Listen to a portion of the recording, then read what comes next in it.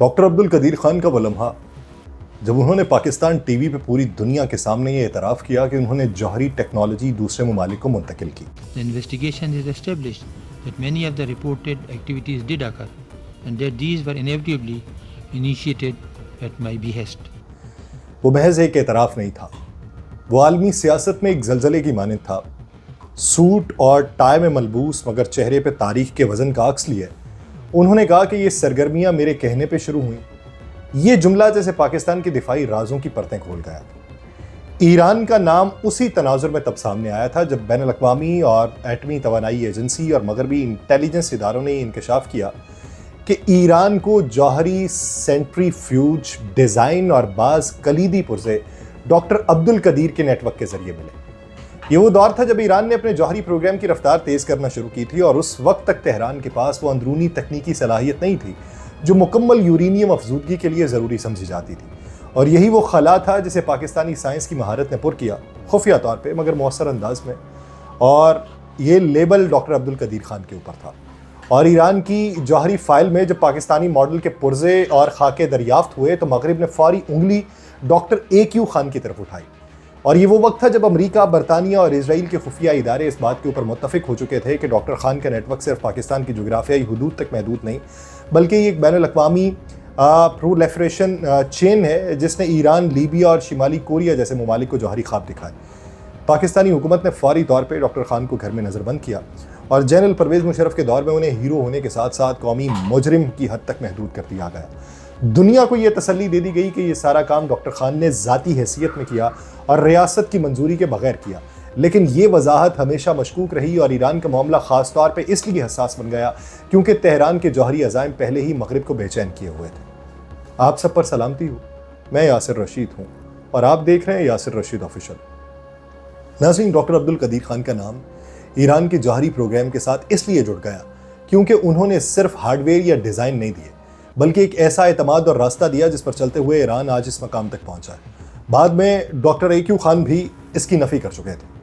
کہا یہ جاتا ہے کہ دنیا ایک نئے تنازع کے دہانے کے اوپر کھڑی تھی اور یہ کہانی محض ایک سائنٹسٹ کے ضمیر کی نہیں بلکہ عالمی طاقتوں کے اس خوف کی تھی جو ایک مسلمان ملک کی جوہری صلاحیت کو ناقابل قبول سمجھتا تھا، چاہے وہ پاکستان ہو یا پھر ایران ہو.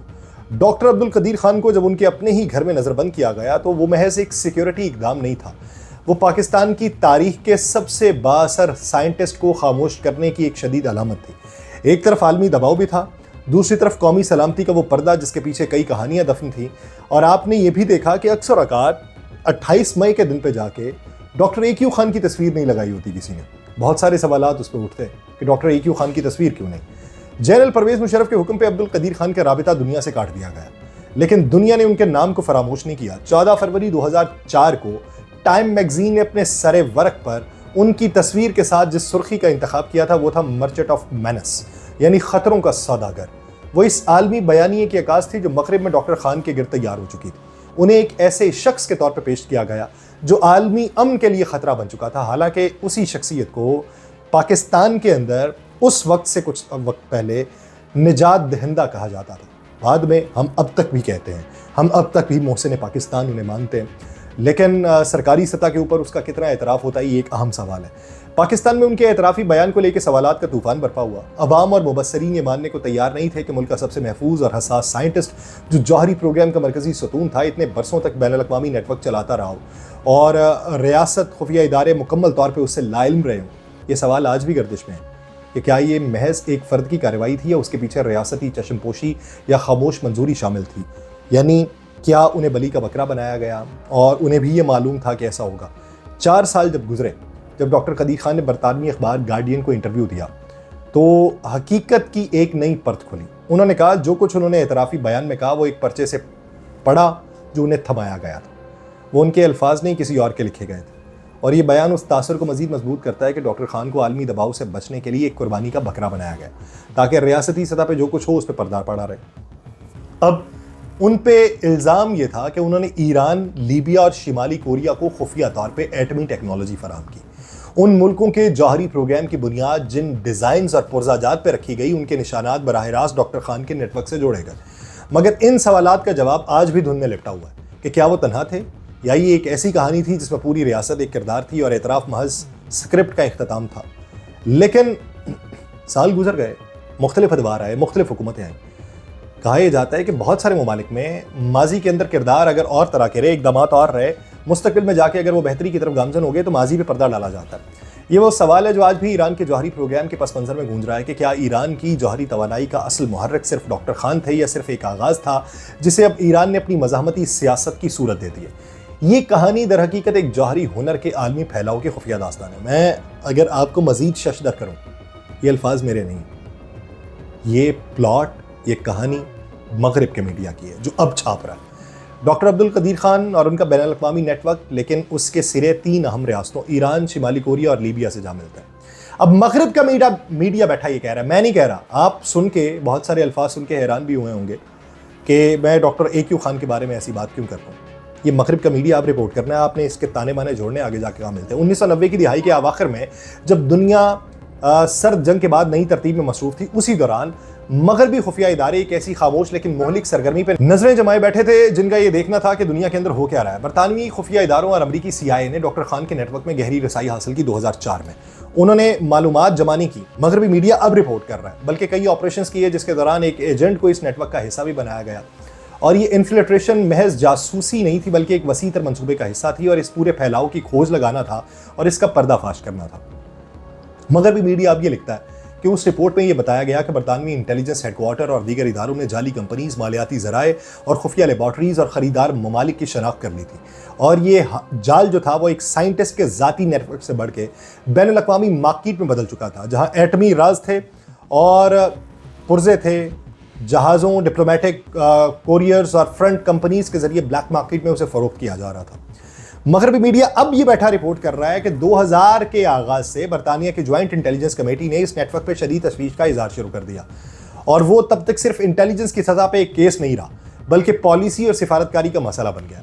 خاص طور پہ ایران کا معاملہ بہت حساس تھا، کیونکہ تہران کی جوہری خواہشات اس وقت بھی واضح ہو چکی تھیں کہ اگر خان نیٹ ورک کی رسائی وہاں تک بھی ہے تو یہ مستقبل کے لیے خطرناک پیش رفت تھی. اور یہی وہ پس منظر ہے جس میں ایران پہ موجودہ الزام تراشیاں اور جوہری پروگرام پر بین الاقوامی اعتراضات سمجھے جا سکتے ہیں.